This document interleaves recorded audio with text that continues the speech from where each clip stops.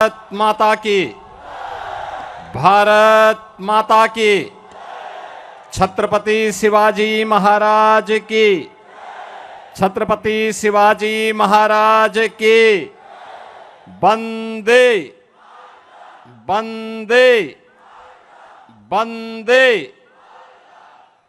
मंच पर उपस्थित भारतीय जनता पार्टी के जिला के अध्यक्ष श्री किशोर शर्मा जी, उप महापौर श्री हंसमुख गहलोत जी, महायुति के समन्वयक श्री राज शैलेश पांडे जी, महिला मोर्चा की अध्यक्ष श्रीमती अनीता पाटिल जी, श्रीमती रूपाली गांगुली जी,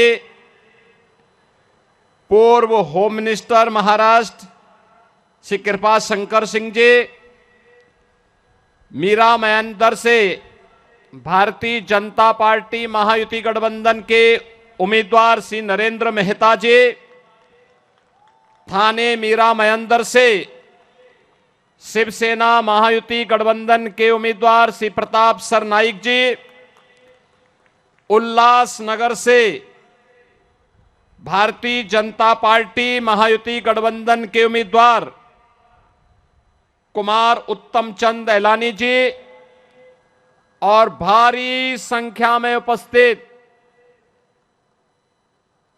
मीरा मयंदर और थाने से जुड़े हुए मेरे सभी उपस्थित बहनों और भाइयों, छत्रपति शिवाजी महाराज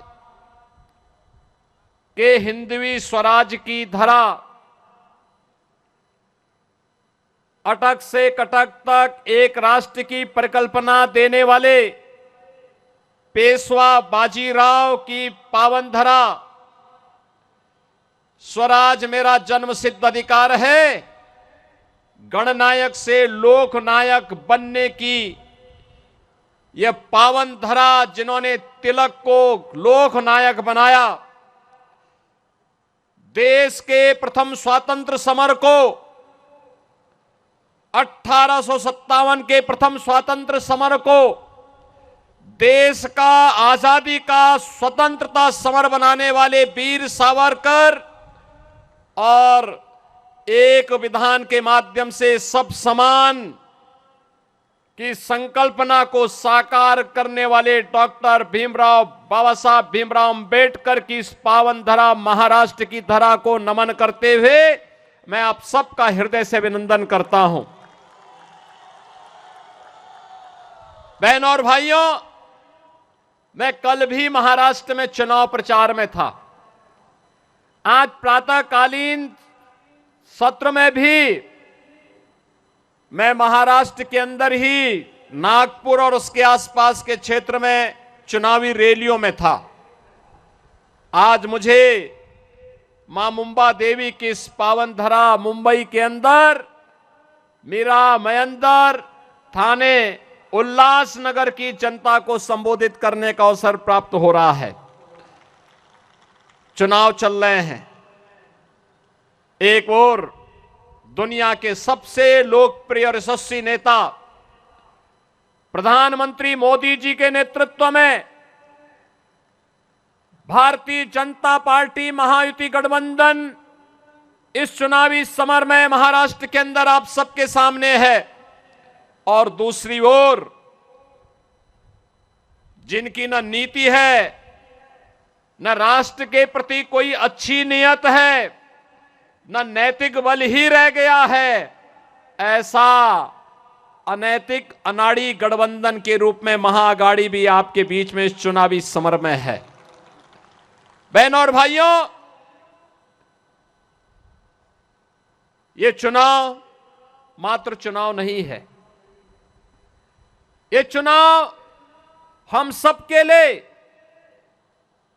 इस राष्ट्र की अस्मिता और अस्तित्व को वैश्विक मंच पर पुनर्स्थापित करने के प्रधानमंत्री मोदी जी के अभियान के साथ हम सबके सहयोग की सहमति भी है। और इसीलिए मैं महाराष्ट्र की जनता जनार्दन से अपील करने के लिए आया हूं हमने बदलते हुए भारत को देखा है पिछले 10 वर्ष के अंदर। प्रधानमंत्री मोदी जी के नेतृत्व में ये बदलता हुआ भारत जो अपने देश की सीमा की सुरक्षा करना जानता है। याद करिए 2014 के पहले के भारत में क्या होता था।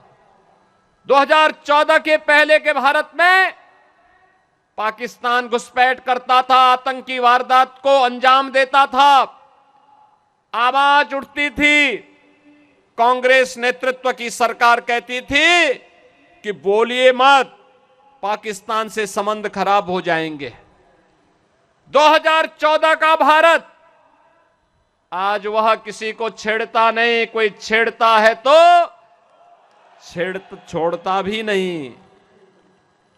आज तो भारत की सीमा सुरक्षित है, दुश्मन घुसपैठ नहीं कर पाता है, आतंकी वारदात को अंजाम देने नहीं दे पाता है, बल्कि एक और भारत अपने 80 करोड़ लोगों को फ्री में राशन की सुविधा का लाभ दे रहा है और दूसरी तरफ पाकिस्तान 23 करोड़ की मात्र आबादी वहां वह भी भूखों से मरने के लिए तड़प रही है।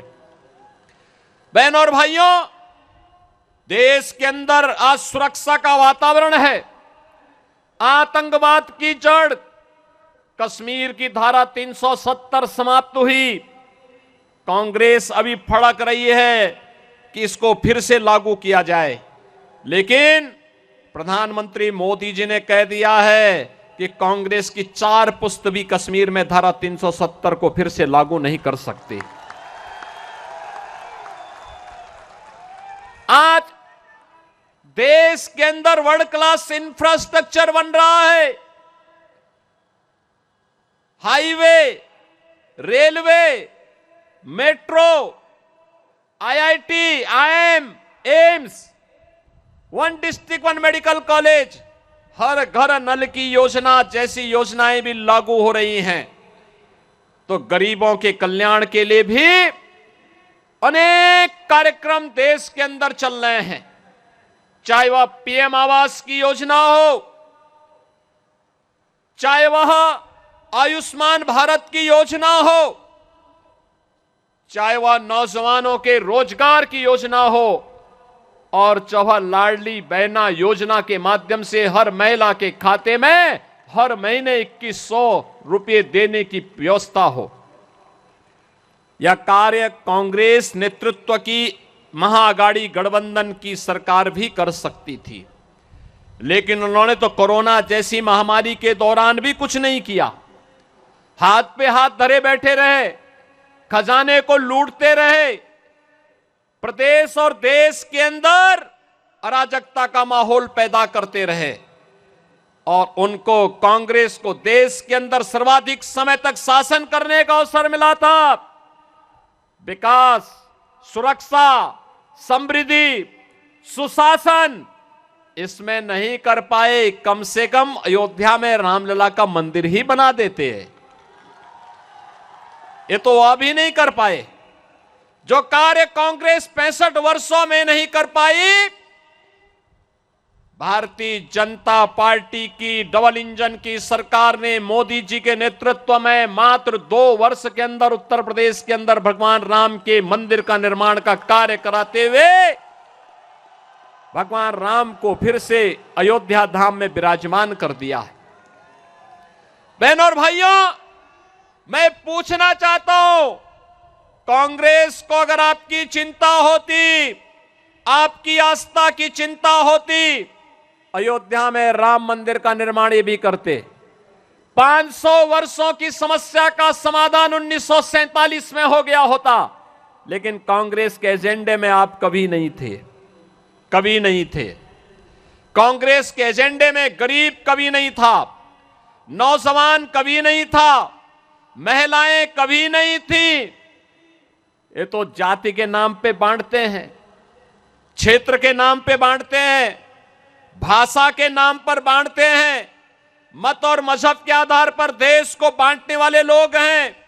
इन्होंने देश को पहले बांटा, फिर समाज को बांटा, फिर आतंकवाद को देश के अंदर कहीं धारा 370 के नाम पर पनपाने का काम किया कहीं नक्सलवाद को पैदा किया, कहीं पे अराजकता को पैदा किया और अब फिर वही बांटने की राजनीति।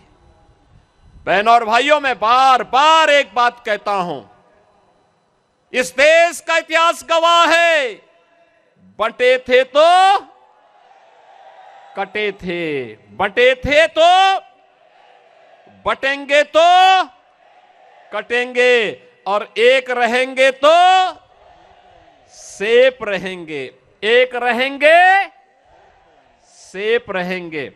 और यही आह्वान करने के लिए आया हूं, बंटना नहीं है, बंटना नहीं है, बटेंगे तो कटेंगे।